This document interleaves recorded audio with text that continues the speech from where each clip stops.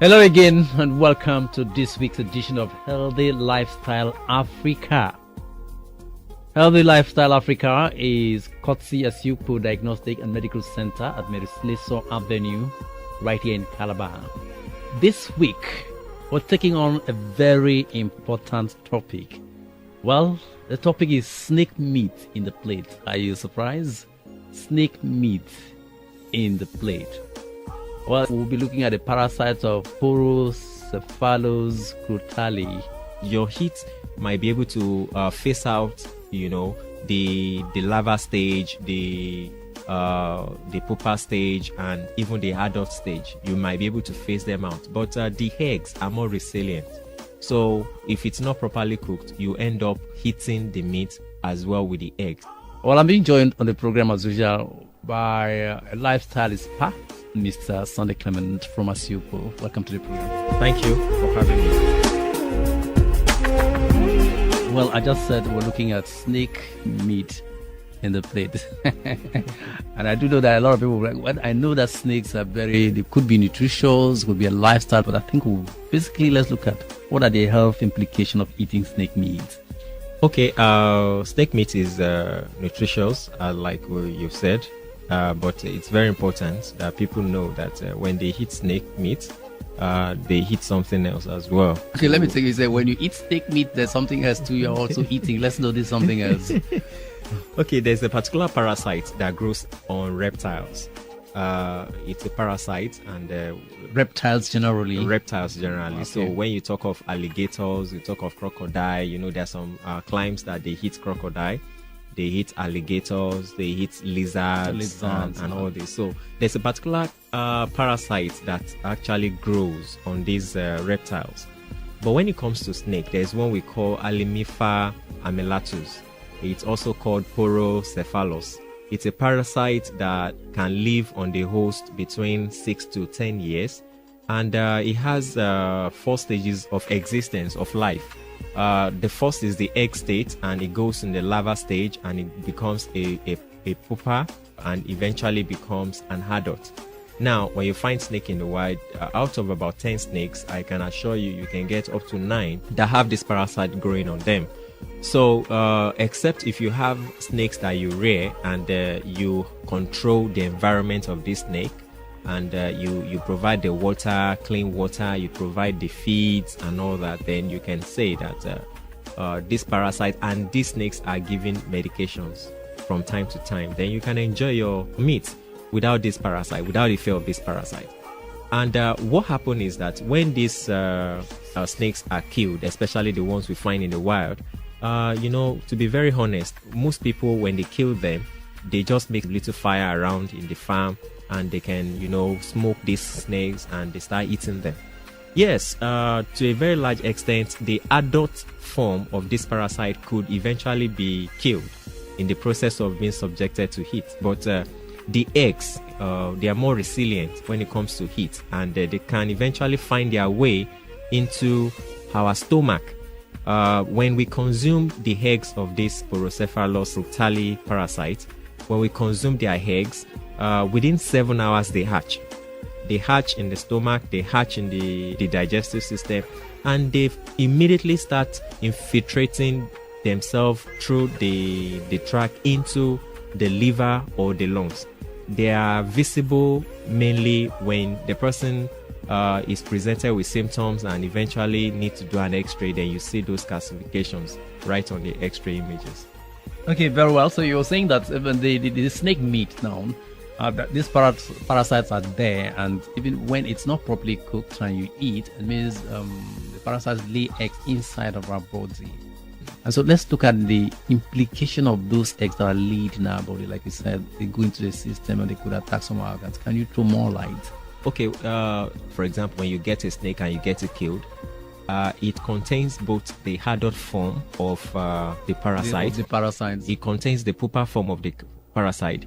All it the also stages. contains all the stages of life. So it's in that form. But you might be able to, your heat might be able to phase out, the larva stage, the pupa stage, and even the adult stage. You might be able to phase them out. But the eggs are more resilient.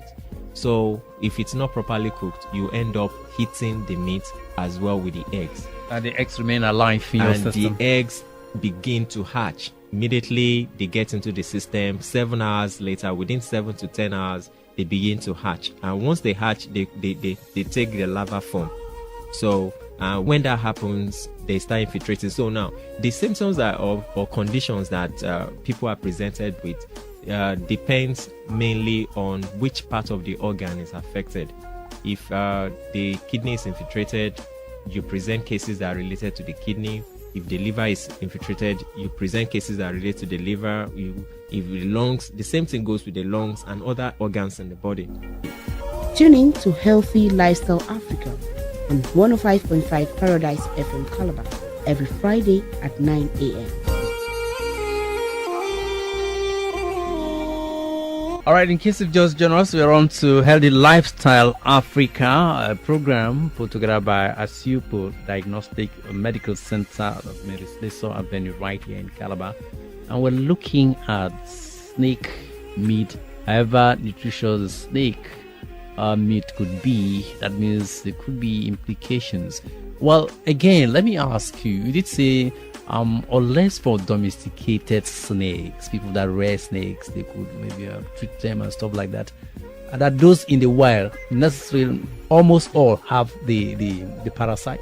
Yes. Most of the snakes in the wild, they have this parasite growing on them, to be very honest.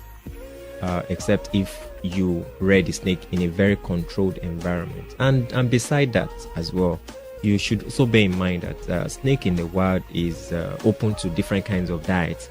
You know, they consume a lot of things that are poisonous. They consume things that could be toxic to our body. Research have shown that a snake meat has a very high level of heavy metal. That is, if you compare snake meat with other kind of meat, they seems to have very high level of heavy metals. And heavy metals is not How good. do you mean heavy metals? Yes, heavy metals, what I mean is the level of zinc in the system, the level of iron, the level of aluminium, and different kinds of things that are not too palatable to our health. But doctors would always tell you that zinc is good. You need zinc. You know, it's good, but when you consume excess amount of it, it becomes a problem. And this is because of the kind of diet that snakes are exposed to. They eat dust, they eat a lot of dirty things and all that. So, and these are part of what eventually diffuse into their muscles, diffuse into their skin, and diffuse into their system, which eventually we consume as nutrients. So it's very, very important that we know that apart from the fact that yes, they host different parasites, it's also very important that this meat could not be as healthy as compared to when it comes to cattle or when you talk of dog meat. Here we go.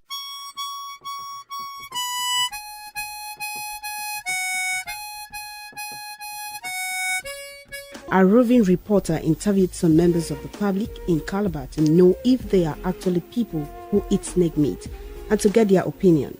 Hear them. I don't eat snake meat because I feel it's a wild animal. I don't just like snake meat. People have a view that if you eat snake meat, since it's wild, it may affect your mentality and behavior. Actually, I don't eat snake meat because from the beginning of time, we'll put enmity between snake and man. So, and I feel it's alright to go back to what God has forbidden. Yes, I do. In fact, I like it so much. You know why? Because it tastes like fish. I do eat snake meat because it's nutritious and has enough oil in it. I don't eat it. I don't see it as meat. Yes, I eat the meat because it's so delicious. I ate it when I was young, but I don't eat it now. I don't eat it again because I have better meat to eat than this one. That is why I don't eat again. I don't eat snake meat because I don't think that's for me. I don't think snake meat are supposed to be eaten because one, snake is not something one plays with. When you see it physically, even if it is not dead, it's very dangerous. And even if it is dead, because of all those poisonous substance in it, for me, I can't eat it. I don't have any good reason for not liking snake meat. It's irritating when I heard someone eating snake meat. I don't just like it. Yes, I eat snake. I eat snake meat. I don't eat snake meat because I feel it's satanic. I don't eat snake meat. I've never tried it and I've never even thought of it because I don't think it's good. I've never imagined it to be a kind of meat I want to taste. Snake meat is just like every other bush meat out there that you can get on the streets or in the market. It has protein. In fact, it is proteinous in nature, and I'll prefer eating snake every day to eating every other meat. For those who eat and those who are thinking of having a taste of snake meat, a lifestyle expert has this information for you. Very well, we're looking at a parasite that is in the snake meat, talking about a Porocephalus crotali. And but now I know it's a lifestyle, just like people eating dog meat, eating all kinds of meat. People have a habit of also eating snake. There are some people that can't allow the snakes past. So as a lifestyle now, so to avoid the parasite, what do such people do? Okay, I think the best advice is if you know that you really like snake meat, as in you like it, it's your delicacy, then you probably need to get some snakes and rear them domestically. When you rear them domestically, you'll be able to get a vet. You need to get, there will be constant checkup on the snakes. The veterinary doctors are going to come around to give them medications. I'm just wondering, somebody maybe in a remote area, you kill your snake and you feel, this is a delicacy, and you begin to look for a doctor, come and check and all of that. That is, if you domestically rear your snakes, then you have... Seriously, let's look at those parasites. How do they present themselves? How do you know they have? What are the symptoms? Okay, mainly people complain of abdominal pain. That's some of the symptoms that people, early stage of symptom abdominal pain. They have chronic cough. They just keep coughing and coughing and coughing. And like I told you that we've seen a lot of cases whereby we checked and we saw a lot of calcifications. Because what happens is that because they don't go beyond the larva. What are these calcifications you're talking about? Is parasites, when the eggs hatch, they take a larva form. And this larva form are like this worm-like kind of thing. So they cannot progress in human environment.